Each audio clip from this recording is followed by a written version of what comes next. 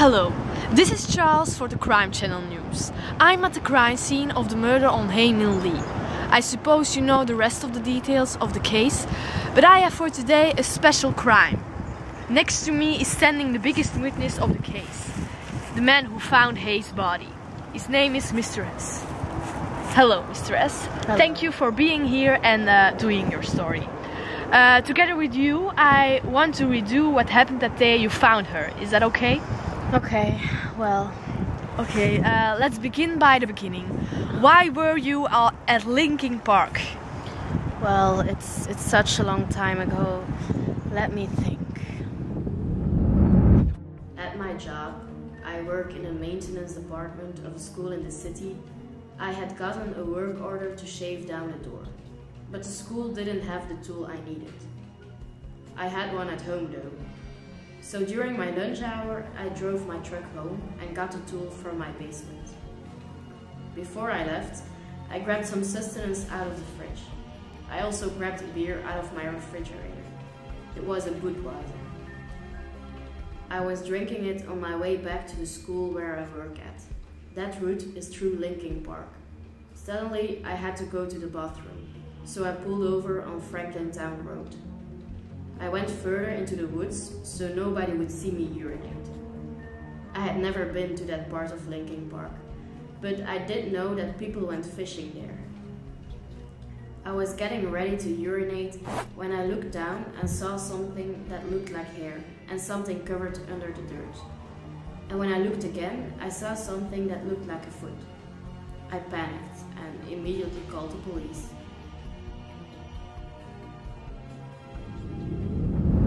Okay, but I have still some questions. Why did you go to that area to urinate?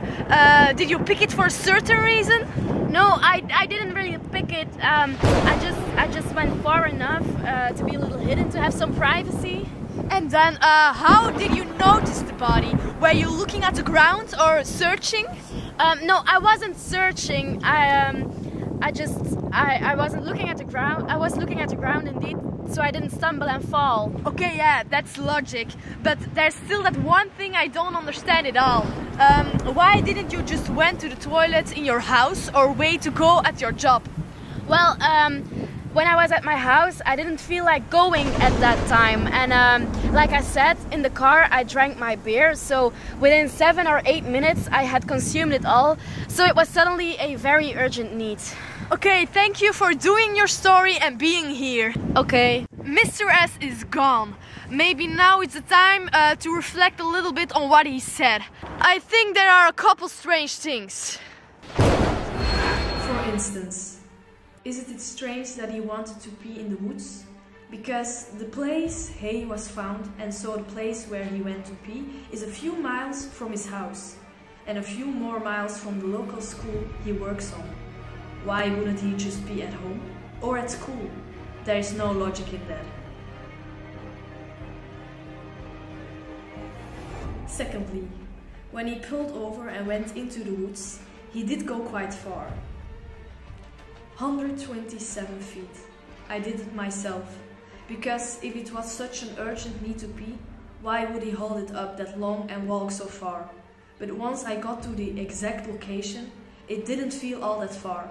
If you're looking for privacy, you can still see the cars on the road. But then the next weird thing comes up. There is this fallen tree. Hae's body was buried behind that log. On the side of the log, where there was a little river called Death Run, when you walk towards the log, the fallen tree, you will be standing on the street side of the log. And when you stand there, it's nearly impossible to spot a body. So was he searching for it maybe?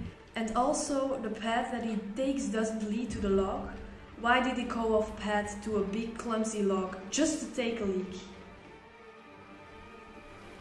Another thing that doesn't really seem quite right. There were a couple things found right near the body. To sum up, there was a liquor bottle, a rope, a non-used condom, a condom wrapper, bullets and a bunch of shell casing from 2 different guns and 2 Blockbuster video cases. But the only things close to the body were the liquor bottle and the rope. In the interviews with the detectives, they mostly focused on the liquor bottle. It was a brandy bottle. We know that Mr. S loves to have a drink sometimes. In those interviews, Mr. S says that he indeed does drink, but never brandy. He says that without knowing they found a bottle. Therefore, the police doesn't see him as a suspect anymore. But for us, the question still is, does he have something to do with the murder, or was it just a very stupid coincidence? Back to the studio.